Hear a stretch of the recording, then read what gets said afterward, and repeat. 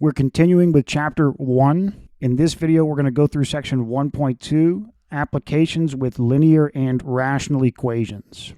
So of all the sections that we go through in algebra, these kinds of sections I find are the most unpopular with students.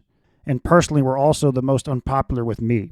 And the reason is because you're dealing with word problems. The algebra itself is already hard enough, because that's why we're taking algebra. We're trying to learn algebra. We don't understand it. It's difficult. So now you add a word problem to it, which usually has some subject that you're not very familiar with. It's tiring and overwhelming. But I would strongly suggest to you to really turn your brain on here and push through this section, even though it's hard and tiring. And the reason is because the whole goal of learning algebra, the purpose for learning algebra, for learning math, is so that you can use it as a tool in your field, in science, physics, engineering, whatever. Yes, in some sense, the goal is just to get the grade you want in the class, and I respect that. And so if you want to go through sections like this with just half effort, sacrifice the points with these kinds of problems on your exam, but ace everything else, and that gets you the grade you want, that's fine. But the only problem with that is, are you really learning a skill that you can use? I mean, that's one of the main points of going to college. You're trying to acquire knowledge so you can then apply that knowledge or teach that knowledge to other people. I mean, one of the main purposes of math is that people from other fields than math apply it to solve problems in their own field. So if you're not a math major and your plan is not to be a mathematician, isn't the whole point of learning math so you can apply it to something outside of math? Well, that's what we're learning in sections like this.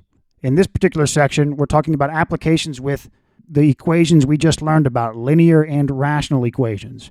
But for every equation that we learn, we're going to talk about applications of that equation.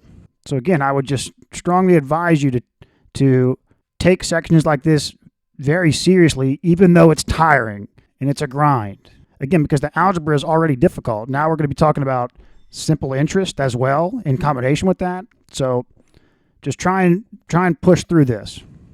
So one of the types of applications we're going to look at is simple interest. If we come here, the idea is if you invest an initial amount of money, so they say $5,000, and the interest rate is 4% simple interest, how much interest have you earned on that investment after 18 months? Well, 18 months is 1.5 years. All you do is say the principal times the rate times the length of time. Because each year, so you invested $5,000, you earn 4% each year, 4% of 5,000. So you take 4% of 5,000, and if it's just been 1 year, you multiply it times 1. That's the interest you've used. If it's been a half a year, you multiply it times 0.5. If it's been 18 months, 1.5 years, you multiply by 1.5. And you get the interest that the money is earned. That's it. Now, this is simple interest because in most cases, it's like it's compounded. So, the first year you earn this amount, but now you have more principal, right? You have the principal plus the interest you earn, so you're going to earn more in interest the next year because your principal is higher. But they're keeping it simple here. But the algebraic equation is I is equal to PRT. I is the interest, P is the principal, the initial investment, R is the rate, the simple interest rate, and T is the amount of time in years. Okay, so the problem they give here is Kent invested a total of $8,000. He invested part of the money for 2 years in a stock fund that earned the equivalent of 6.5 simple interest. Okay, 6.5 simple interest for 2 years with an initial investment of $8,000. He put the remaining money. Okay, no, hold on. See, it's even hard for me getting these problems right. So you got to read it slowly and carefully.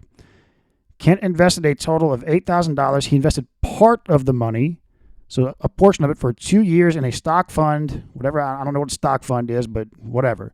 That earned the equivalent of a 6.5% simple interest. 2 years at 6.5 simple interest, a portion of $8,000. He put the remaining money in an 18-month certificate of deposit, whatever that is, that earned 2.5% simple interest. So this was okay, this was not for 2 years, this was 18 months. If the total interest from both investments was $855, determine the amount invested at each account.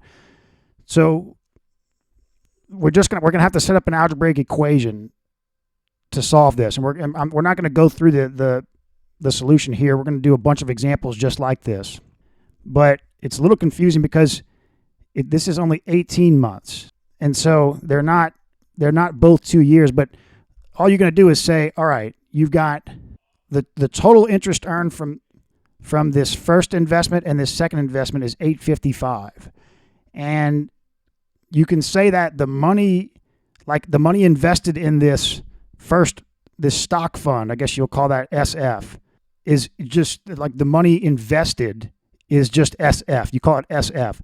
And then the money invested in the certificate of deposit is 8,000 minus SF. You see?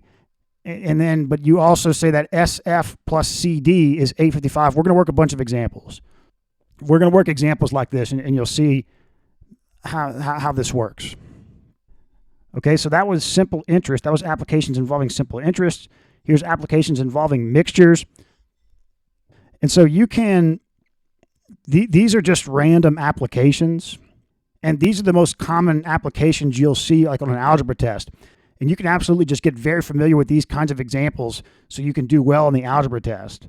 That's fine. I mean, yes, we're learning a skill here, but you want to be a good test taker. You want to get the grade that you want. Absolutely. Just whenever you're studying these, just keep in the back of your mind that you're learning how to apply these linear and rational equations, right? You're learning how to apply the algebra. Just kind of keep that in the back of your mind whenever you're studying these examples. Okay, so here we can come to, let's just read the problem. Household bleach contains 6% sodium hypochlorite. How much household bleach would be combined with 70 liters of a weaker 1% hypochlorite solution to form a solution that is 2.5% sodium hypochlorite? So this is like a kind of a problem you'll learn in chemistry. And so this is hard. They're asking you to think critically in the way you have to think critically for a chemistry problem, but also apply the algebra. But, okay, the idea is household bleach contains 6% sodium hypochlorite. You want to solve for each of these solutions. You want to form something that tells you the amount of sodium hypochlorite. Like in moles, you can think of it as. Because what you can do is you can say, okay, what is the amount of sodium hypochlorite in household bleach?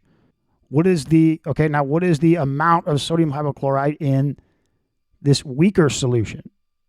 And then if you know the amounts, you can sum the amounts because you're strictly talking about hypochlorite, sodium hypochlorite, right? So it says let X represent the amount of 6% sodium hypochlorite solution in liters.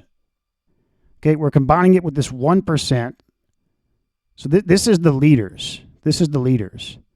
And we're relating this to the pure sodium hypochlorite. So the amount of sodium hypochlorite, like in moles, you can think of it as, you take 6% of the volume, right? So 0.06 times the volume. The 1% solution, where we're mixing with 70 liters of the 1% solution. Okay, so you add these two, and what do you get? The total number of moles, or the total amount of sodium hypochlorite in the final mixed solution. But this X is unknown. We're solving for X. So we just need to work examples, and you'll get the feel for setting up these problems. It's hard because because this is not a chemistry class, but you'll get the idea of how you can model things with algebraic, with linear equations and rational equations in the example problem videos.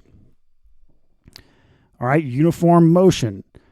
D is equal to RT. Distance is equal to rate times time, right? The distance traveled is, like if you drive at 50 miles an hour for 5 hours, multiply 50 times 5, and now you know how many miles you traveled. Okay, so we're going to work examples like this. So it says Donna participated in a 41-mile biathlon that included running and bicycling. She spent 1 hour, 45 minutes on the bike and 45 minutes running. Her average speed on the bicycle was 12 miles per hour faster than her average speed running. Find her average speed running and her average speed riding. And so the idea is, I don't want to spend too much time on this because we're gonna go through examples, a bunch of examples like this very carefully in the next video. But like if her average speed on the bicycle was 12 miles per hour faster than her average speed running, so you could say, like, when you read a sentence like that, you can say maybe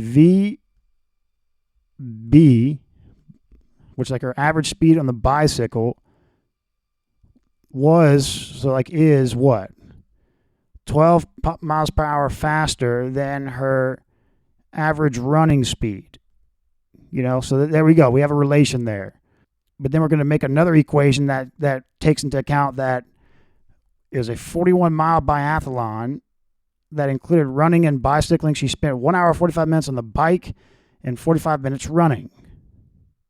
So like this VB and VR, that's like the rate.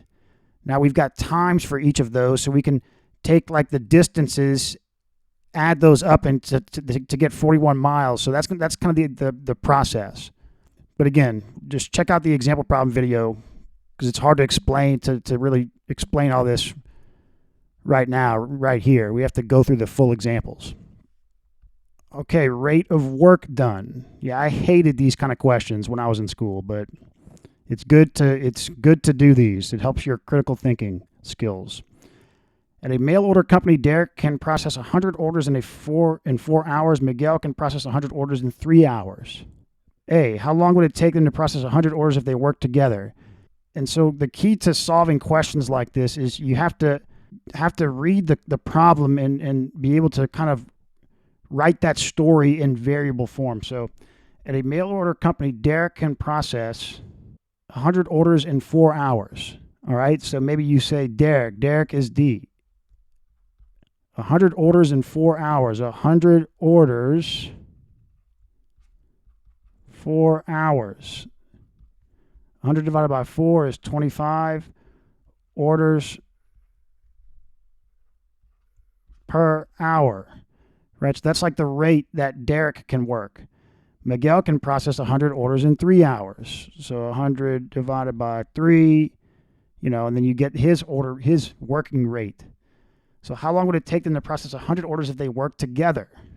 Well, if you think about it, so okay, this is orders per hour. If you think about it, you just add the rates, right? They're both working independently. They're the amount that they're putting out, the amount of orders that they're putting out, it doesn't affect the one guy doesn't affect the other guy. So if they're working at the same time, one's doing 100 orders every 4 hours. Well, one's doing 25 orders per hour. The other's doing 100 divided by 3 orders per hour. So you just add those and you can see how many orders they can do in an hour. Or no, well, you would get their rate, how many orders they can do in an hour, but then you've got, so then you'll have a total orders per hour. Well, no, what you say is, so you start with 100. How long would it take them to do 100 orders? Well, no, okay, wait. How you would say you've got the total rate. So you divide, yeah, that was right. So 100 orders. And then so you say that the rate is going to be however many hours per however many orders. Like you pretty much divide 100 orders by the rate. And so I don't want to confuse you because, yeah, you would have the total rate, which is in orders per hour, right? But you do the reciprocal here. You take that net rate of D, the rate of D plus the rate of M, and you multiply this 100 orders by, well, now it's the reciprocal. So you're putting that rate, the number of orders in the denominator, the number of hours in the numerator, and these cancel, and you get the time. Okay, so we're going to work a bunch of examples like this. Proportions. Okay, an equation that equates two ratios or rates is called a proportion. Symbolically, we define a proportion as an equation of the form A over B is equal to C over D. The method of clearing fractions can be used to solve proportions. In a jury pool, there are 8 more men than women. If the ratio of men to women is 8 to 7, determine the number of men and women in the pool. So again, you read this and you say, in a jury pool, there are 8 more men than women. So the number of men, you could say, is M, is women plus 8, right? If the ratio of men to women is 8 to 7, so you write that like this. Ratio of men to women is 8 to 7. Determine the number of men and women in the pool. And so you can say that 7M is equal to 8W. So M is equal to 8 over 7W, and then plug in M here and then solve for the women. So again, we're going to work examples like this, but notice that, so if you look here, we're going to be getting, for this kind of problem, a rational equation. You see, if we come here, we get, this is a rational equation. You see, that's the equation you have to solve, a rational equation. If we come here, this is a linear equation in one variable. This is the starting equation. Once you do all of your analysis, like your initial equation is this. If we come here, another linear equation in one variable. And then if you come here, yeah, so it starts out looking pretty complicated, but this is a linear equation in one variable.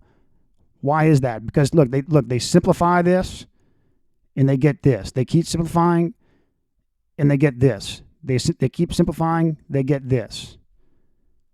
They keep simplifying, they get this. Right? That's like very close to the standard form of the linear equation in one variable. If you subtract both sides by 855, you would get 0.0925x minus 555 is equal to 0. That's the standard form for the linear equation in one variable. So that's all of these word problems involve either linear equations in one variable or rational equations.